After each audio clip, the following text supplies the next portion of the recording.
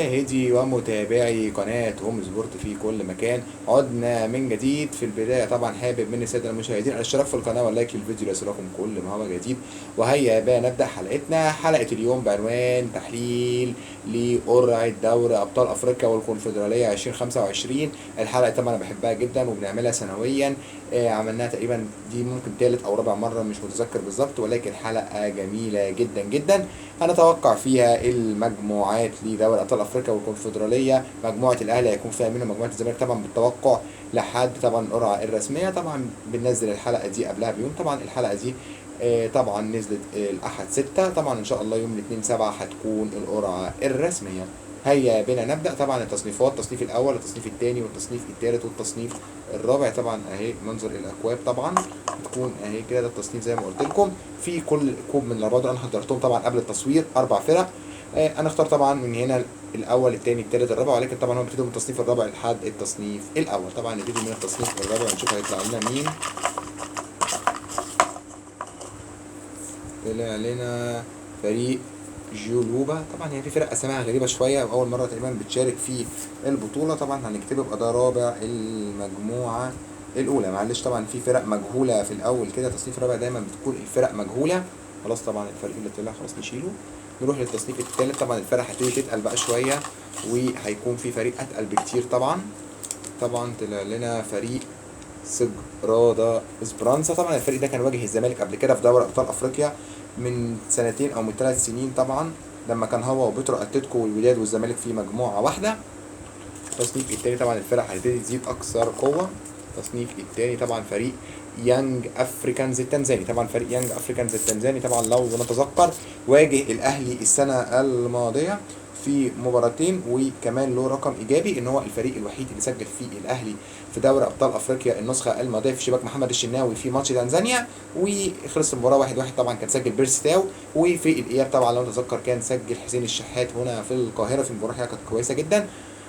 ده بس نتذكر الفريق ده، وهو فريق طبعا عريق. التصنيف الاول ممكن يطلع الاهلي ولا الترجي ولا مين. نشوف كده طلع مين. طبعا انا مش عارف. طلع فريق سان داونز الجنوب افريقي. الحقيقه حظ سان داونز رائع جدا جدا جدا، لانه ما ارتطمش في ولا فريق من شمال افريقيا. فرق كلها من القاره، ولكن فرق الى حد ما مستواها قليل جدا. فسان داونز طبعا مجموعته ناريه. لو طلعت له كده في الحقيقه يبقى سان داونز الاهلي بسهوله كبيره جدا، ومجموعته حقيقه في منتهى الجمال. نروح بعد كده الى الفريق. طبعا ده فريق ابيجان. طبعا هيكون رابع المجموعه الثانيه. نروح بعد كده الى التصنيف الثالث. ادي التصنيف الثالث فريق الجيش الملكي المغربي. طبعا كان بيلعب فيه اللاعب رضا سليم. وفريق الجيش الملكي المغربي الحقيقه الفتره الاخيره بدأ يظهر بقوة على الساحة الأفريقية، وبدأ يشارك أكثر من مرة في دوري أبطال أفريقيا. نروح بعد كده للتصنيف الثاني.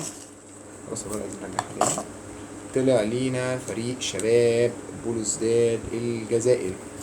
طبعا فريق شباب بلوزداد الجزائري فريق كويس على فكرة الحقيقة، ومجموعة نارية. لو طلع الأهلي هيبقى مجموعة قوية جدا معاه فريقين من شمال أفريقيا، الجيش الملكي وشباب بلوزداد. نشوف هيطلع الأهلي. لا، شباب بلوزداد قبل كده كان واجه الأهلي السنة الماضية. طلع الأهلي؟ لا، طلع الترجي الرياضي التونسي. الحقيقة الترجي حظه هيكون للأسف البطولة دي هيرتقي بفرق قوية. هيلتقي بشباب بلوزداد فريق طبعا تقيل، وكمان الجيش الملكي فريق تقيل، وخصوصا مباريات شمال أفريقيا بتكون تقيلة. نروح بعد كده إلى التصنيف الرابع. فاضل فريقين. طلع فريق مولودية الجزائر. طبعا فريق مولودية الجزائر قبل كده كان واجه الزمالك من فترة في طبعا بطولة دوري أبطال أفريقيا. للأسف طبعا حصلت مشكلة في مباراة الترجي والمولودية، ويتأهل المولودية والترجي طبعا، والزمالك خرج طبعا في مباراة إلى حد ما كان فيها بعض الشكوك طبعا. لكن خلاص طبعا اللي فات مش هنتكلم عن اللي فات. بس أنا بقول لكم الفريق طبعا الفريق المركز الثاني الهلال السوداني. المركز الثالث الهلال السوداني في المجموعة الثالثة. نروح بعد كده إلى الفريق. مين هيطلع؟ طلع فريق الرجاء البيضاوي المغربي.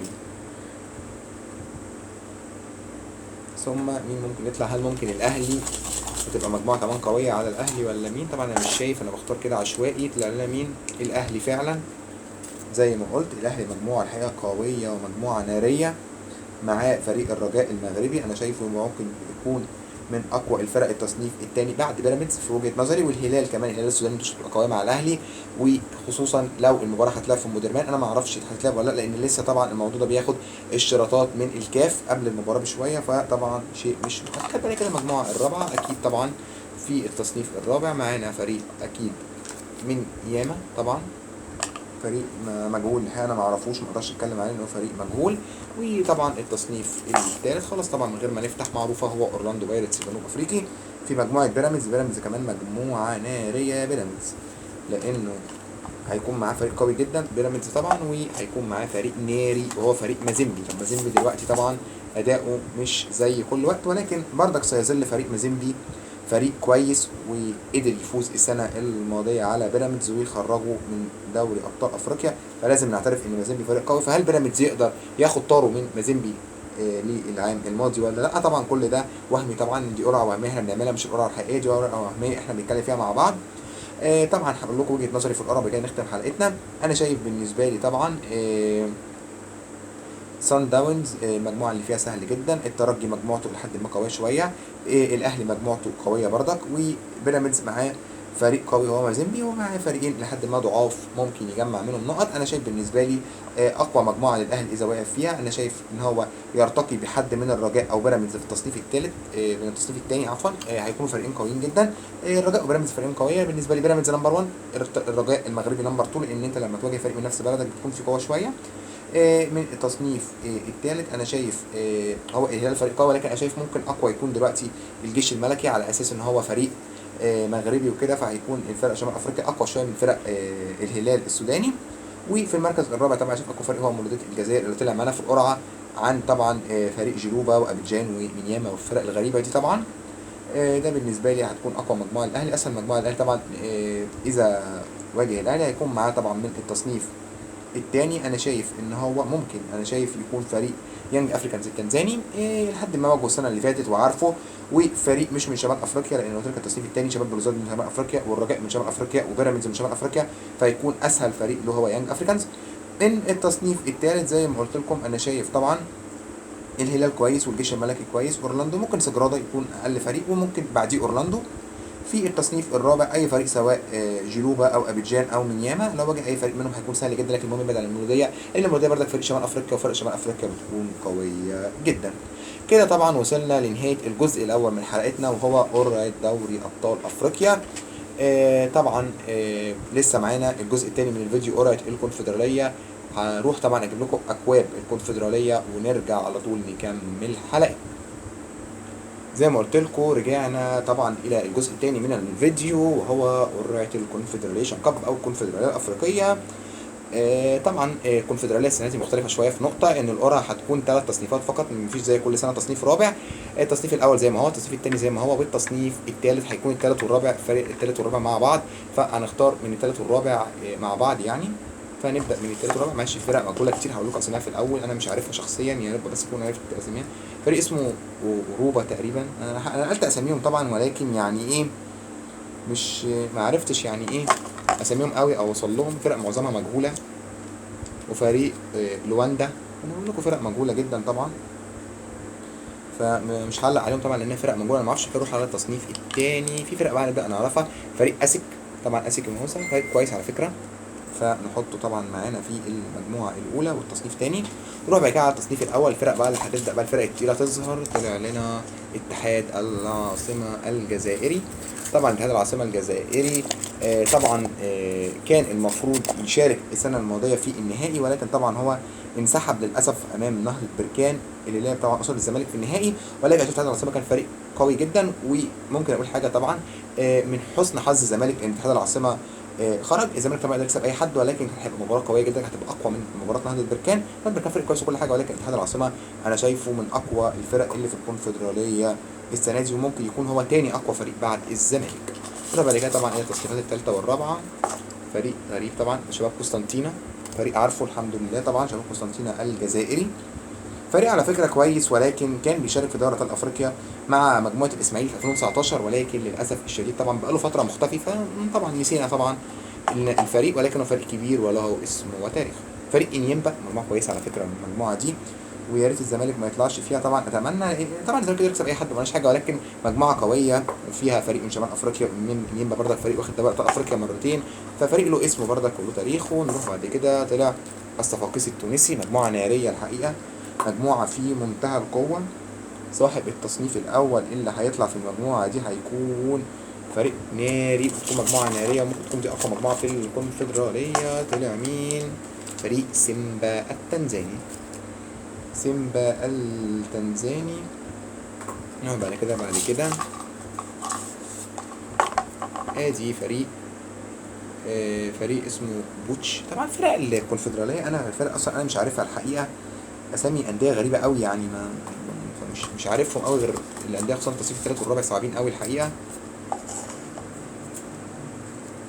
بعد كده فريق دوميكس. دوميكس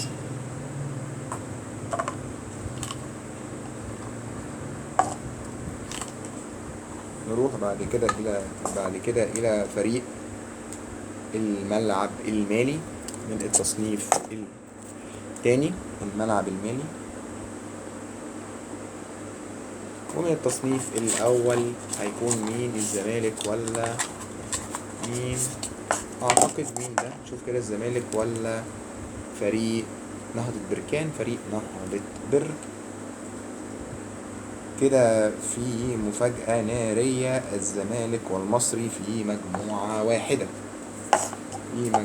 واحدة مع فريق جراف طبعا السنغالي. فريق جراف طبعا من التصنيف الثالث والرابع او التصنيف الثالث، جراف وبلاك بول. طبعا فرق اساميها غريبة جدا. ثم طبعا الفريقين، طبعا نادي المصري مع نادي الزمالك. فالمصري والزمالك في مجموعة واحدة في الكونفدرالية، وهتكون مجموعة نارية. لكن أنا شايف الزمالك والمصري هيحلوا، الزمالك هيتأهل الأول والمصري هيتأهل تاني لو واجهوا مع بعض، لأن الفريقين اللي معاهم سواء بلاك بول أو جيراف طبعا لو طلعوا زي القرعة اللي أنا عملتها هيكونوا فريقين طبعا ضعاف جدا. هيقدر الزمالك والمصري يجمعوا من النقط، ممكن الزمالك والمصري يخسروا مباراتين بالتعادل، ماتش الزمالك يفوز وماتش المصري يفوز، الماتشين الزمالك يفوز وماتشين المصري يفوز. فيعني بنسبة كبيرة الزمالك هيتأهل الأول والمصري هيتأهل تاني، وبعدين هيتأهلوا إن بلاك بول وجيراف مش هيكونوا فريق قوية. طبعا بالنسبة لي الزمالك، وأقول لكم الزمالك أنا شايف أقوى مجموعة ليه طبعا لو واجه من التصنيف الثاني الصفاقسي، او ده ممكن يكون المصري ثم الصفاقسي. ده بالنسبه لي المصري اقوى خصم ثم الصفاقسي. والملعب المالي اصلا في الموسم مش فرق قويه قوي، لو واجه منهم اي حد بالاثنين مش مهم. لكن انا شايف اسهل حاجه ان الزمالك يواجه اسك من التصنيف الثاني، ومن التصنيف الثالث والرابع يعني اي حد، بس اتمنى ان يبعد عن ينبع وشباب قسطنطينه، لان هم دول ممكن الفريقين اللي لهم اسم شويه، لكن بقيه الفرق كلها يعني فرق ضعيفه وملهاش اسم.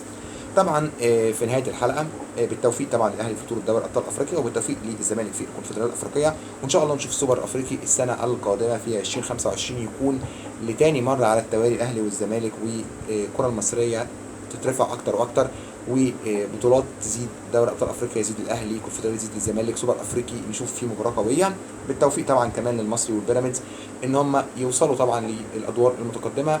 واتمنى ان مثلا اشوف ان مثلا الزمالك والمصري في نهائي الكونفدراليه، الاهلي وبيراميدز في نهائي الكونفدراليه طبعا في نهائي دوري الابطال. فيكون حاجه كويسه جدا، يكون نهائي افريقي خالص يعني، مثلا تكون شيء قوي جدا للانديه المصريه. ولكن بالتوفيق طبعا الاكثر للاهلي في دوري افريقيا، والزمالك طبعا في الكونفدراليه.